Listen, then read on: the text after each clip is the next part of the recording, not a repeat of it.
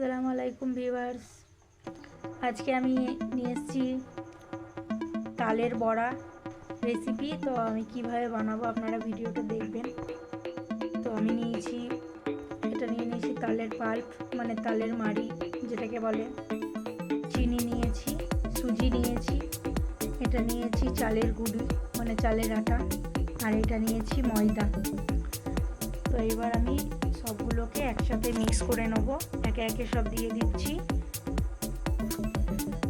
তো প্রথমেই আমি দিয়ে দেবো ময়দা,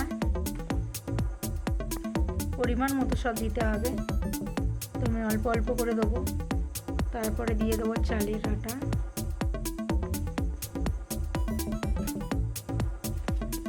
এরপর এর মধ্যে দিয়ে দেবো সুজি, তারপরে আমি দিয়েছি চিনি। আমি একটু মিষ্টি একটু বেশি খেতে পছন্দ করি, তাই জন্য আমি চিনির পরিমাণটা বেশি দিচ্ছি। এবার এগুলোকে আমি একসঙ্গে মিক্স করে নেব। এবার সমস্ত উপকরণগুলোকে আমি একসঙ্গে ভালোভাবে মিক্স করে নেব। তো ভালোভাবে মিক্স করে নেওয়ার পরে সমস্ত উপকরণ আমি একসঙ্গে মিশিয়ে নিয়েছি। এরপর এর মধ্যে আমি দিয়ে দেবো 1 চিমটে খাবার সোডা। এবার সবগুলোকে একসঙ্গে আমি মিশিয়ে নিচ্ছি। গোটা চিনির বদলে আপনারা চিনিটাকে পাউডার করে নিতে পারেন মিক্সারে গুঁড়িয়ে। তো এরপর ভালোভাবে মিশিয়ে নেব এবং যতক্ষণ না চিনিটা গলছে ততক্ষণ আমি এইভাবে ব্যাটারটা করে নেব। তো দেখুন আমি ভালোভাবে মিক্স করে নিয়েছি। এবার আমি ওভেনে একটা কড়াইয়ে তেল গরম করতে দিয়েছি।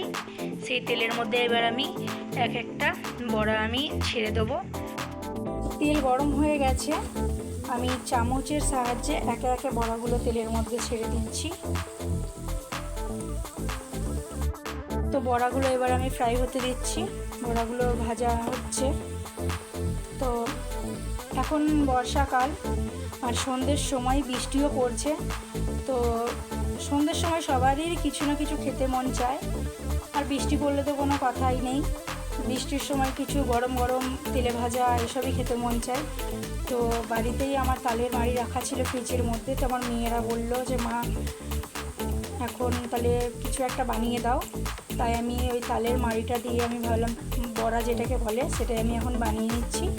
তো আমার রেসিপিটা কেমন হয়েছে অবশ্যই আপনারা কিন্তু কমেন্ট করে জানাবেন। এখন আমি তালের বড়াগুলোকে ভালোভাবে ভেজে নিচ্ছি। তো ওপর পিঠটা লাল হয়ে গেছিলো, তাই আমি তালের বড়াগুলোকে উল্টে দিলাম।